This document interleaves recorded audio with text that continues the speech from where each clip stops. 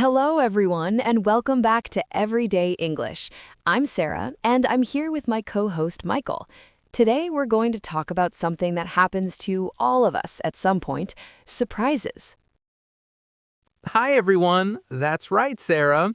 And specifically, we're talking about surprises that don't go exactly as planned. Sometimes we try to do something special for someone, but things don't work out the way we hoped. Exactly. And those situations often create the most memorable and funny stories, don't they? They really do. Sometimes the best stories come from when things go wrong. So, Sarah, I know you have a story to share with us today about a surprise that didn't quite work out as planned. Oh, yes, I do. And I'm sure many of our listeners will relate to this story. It's about a surprise birthday party I tried to organize for my best friend, Lisa, about 2 years ago. A surprise birthday party? That sounds like it should be fun and exciting. What made you decide to organize a surprise party for her? Well, Lisa had been going through a tough time at work, and she kept saying she didn't want to celebrate her birthday that year. She said she just wanted a quiet evening at home. Ah, I see. But I thought, you know what? She needs something to cheer her up. So I decided to plan a small surprise party with just our close friends, maybe 8 or 10 people at most. That sounds really thoughtful. So, how did you start planning the surprise? Well, first I had to find a place to have it. I decided to use my apartment since it's bigger than hers. Then I started secretly calling all our mutual friends to invite them. Mm-hmm. I had to make sure everyone understood it was a surprise, so they couldn't mention anything to Lisa. I even created a group chat without her in it to coordinate everything. Smart thinking. And what about decorations and food? Oh, I went all out. I bought balloons, streamers, a happy birthday banner. I even ordered her favorite cake from this special bakery across town. I assigned different people to bring different snacks and drinks. Wow, you really thought of everything. It sounds like it was going to be perfect. I thought so too. The plan was simple. I would invite Lisa over for dinner, just the two of us, and then everyone would already be hiding in my apartment. When she walked in, we'd all jump out and yell, "Surprise!" Classic surprise party plan. So, what could possibly go wrong with that? Well, Michael, let me tell you. Everything started going wrong the morning of her birthday. First, I woke up and realized I had completely forgotten to pick up the cake. The bakery was closing at noon that day for some reason. Oh no. So I rushed over there at 11:30 a.m., still in my pajamas, and barely made it in time. But that was just the beginning. When I got home and started decorating, half of the balloons wouldn't stay inflated. Ugh, that's frustrating. And then, about an hour before the party, I got a text from one of our friends, Jake. He said he had accidentally told Lisa that everyone was excited about tonight. Ooh, that's not good. Right. So now Lisa was suspicious. She texted me asking, "What's happening tonight?" Jake said something weird. I had to quickly make up some story about how Jake was just excited about our dinner together. Good thinking on your feet, but I have a feeling this isn't the end of the problems. You're absolutely right. So the time came, 7 p.m. Everyone was supposed to be at my place by 6:30, hiding and waiting. Lisa was supposed to arrive at 7. I had told her I was making her favorite pasta dish. Okay, so far so good. Well, at 6:45, my doorbell rings. I'm thinking, "Oh great, Lisa's early." But when I open the door, it's my neighbor, Mrs. Chen, holding a package that was delivered to her by mistake. Oh no, with everyone hiding inside? Exactly. So Mrs. Chen is standing there, wanting to chat as usual, and behind me I can hear someone trying not to laugh. I'm trying to politely get rid of her when suddenly, crash, someone knocked over a lamp. Oh my goodness. Mrs. Chen looks at me and says, "Are you having a party? It sounds like you have people over." I had to lie and say I was just watching a very loud movie. A loud movie? That's actually pretty clever. So, did she finally leave? Eventually, yes, but then at exactly 7 p.m., the doorbell rings again. This time, it has to be Lisa. Everyone gets into position, ready to jump out and surprise her. I take a deep breath, put on my biggest fake smile, and open the door. And? And it's the pizza delivery guy. I had completely forgotten that I ordered pizza for the party. So this poor delivery guy is standing there with 3 large pizzas, and suddenly 10 people jump out from behind my furniture shouting, "Surprise!" No way! That poor pizza guy must have been so confused. He looked absolutely terrified. He dropped one of the pizza boxes, and for a moment, nobody said anything. We all just stood there staring at each other. Finally, Jake started laughing, and then we all started laughing. That's hilarious. But what about Lisa? Was she still coming?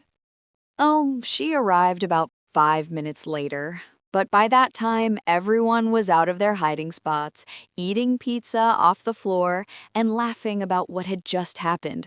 So when Lisa walked in, there was no surprise left at all. Oh no! So the surprise was completely ruined? Well, not completely. When Lisa saw everyone there with balloons and decorations everywhere, she immediately understood what had happened.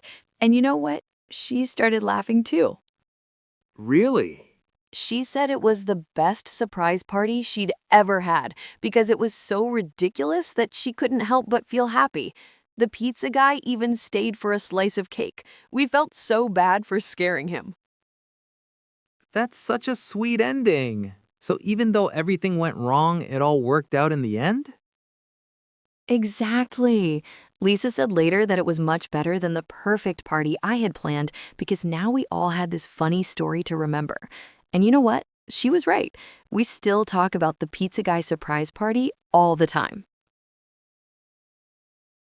That's wonderful. It just goes to show that sometimes the best memories come from when things don't go as planned. What would you do differently if you were planning another surprise party? Well, I definitely remember to pick up the cake earlier, and maybe I wouldn't order food to be delivered right at the surprise time. But honestly, I think I might not change anything else. Sometimes the imperfect surprises are the most memorable ones. That's such good advice. Now, before we finish up, let's talk about some of the useful vocabulary and phrases that our listeners heard in this story. Sarah, what are some key expressions we used? Great question. First, we talked about keeping something a secret. That means not telling anyone about it. I had to keep the party a secret from Lisa. Right, and we also used ruin the surprise. That's when someone accidentally tells the secret or something goes wrong with the surprise. Exactly, and we said something went wrong when things didn't happen as planned. We also used it didn't go as planned, which means the same thing. And don't forget surprise party. That's when you organize a party for someone without telling them about it first. These are all really useful phrases for storytelling in English. That's right. Now we want to encourage all of our listeners to practice telling their own stories in English. Do you have a story about a surprise that went wrong? Or maybe a surprise that went perfectly right? Yes, try telling your story to a friend or even practice telling it to yourself in the mirror. Remember, storytelling is one of the best ways to improve your English speaking skills. Don't worry about making mistakes, just focus on telling your story clearly. And remember, sometimes the best stories come from when things don't go perfectly. Thank you so much for listening to Everyday English today. Thanks, everyone. Keep practicing your English, keep telling your stories, and we'll see you next time on Everyday English. Goodbye. Goodbye, everyone. Before we finish today's episode, I wanted to share another quick story that relates to Sarah's surprise party adventure.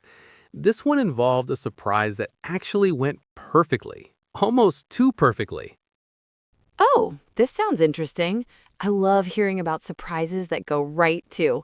What happened? Well, this was about 5 years ago. My brother Tom was getting married and he wanted to propose to his girlfriend Rachel at their favorite restaurant.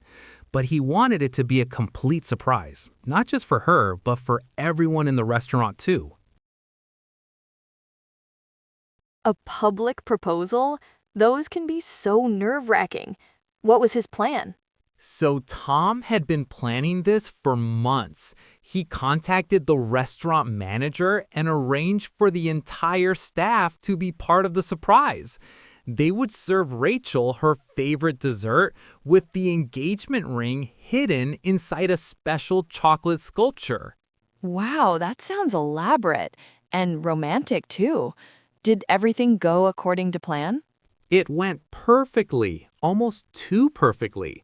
Tom and Rachel arrived at exactly 8 p.m. as planned. They had their dinner, everything was delicious, the timing was perfect. When the dessert came out, the chocolate sculpture was beautiful, and Rachel found the ring at exactly the right moment. That sounds wonderful, but you said it was almost too perfect? What do you mean by that? Well, here's the funny part. Everything was so perfectly planned and executed that Rachel immediately knew it was planned. She said yes, of course, but then she looked around at all the restaurant staff who were watching and smiling, and she said, "How long have you all been planning this?"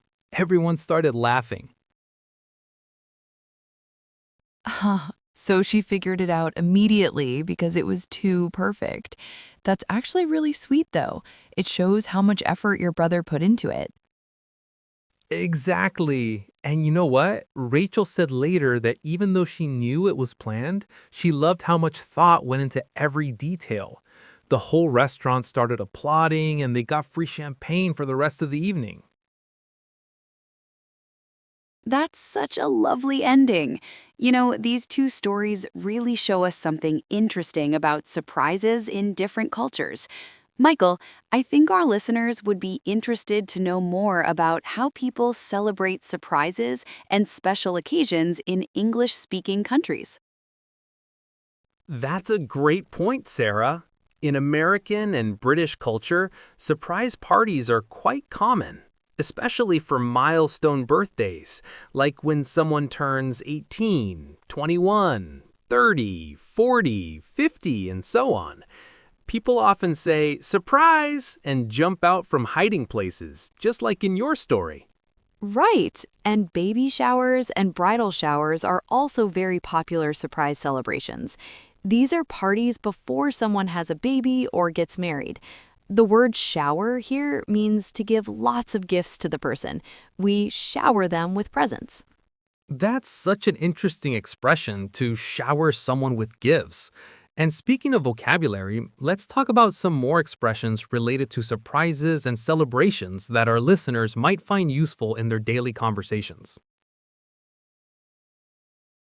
Absolutely. Here are some useful phrases. Let's throw a party means to organize or have a party. To catch someone off guard means to surprise someone when they're not expecting it. That's exactly what happened to Rachel when she realized the proposal was planned.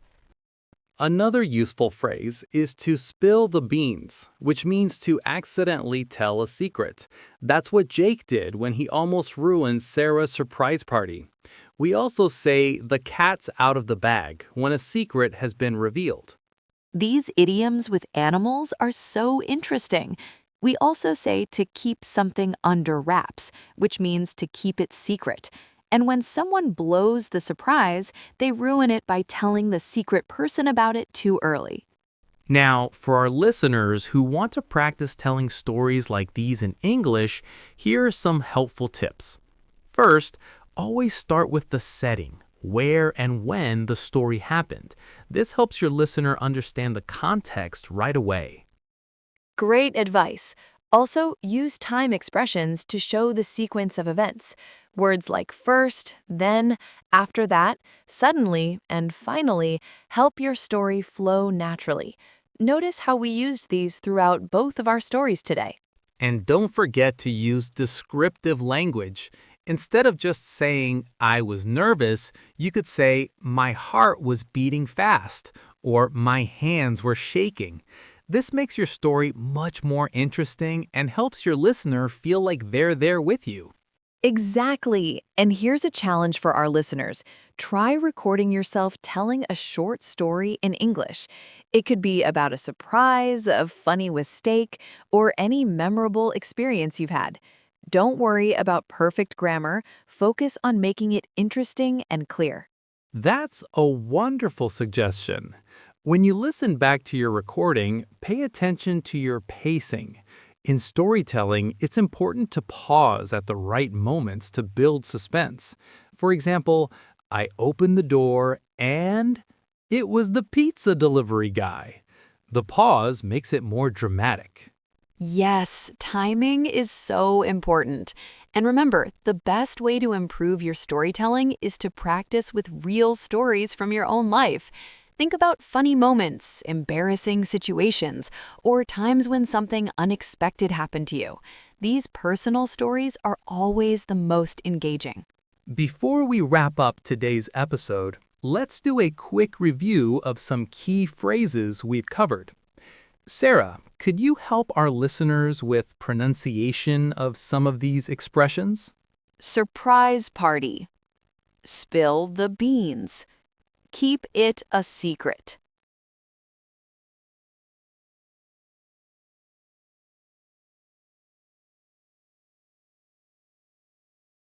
My heart was beating fast, and everything went wrong.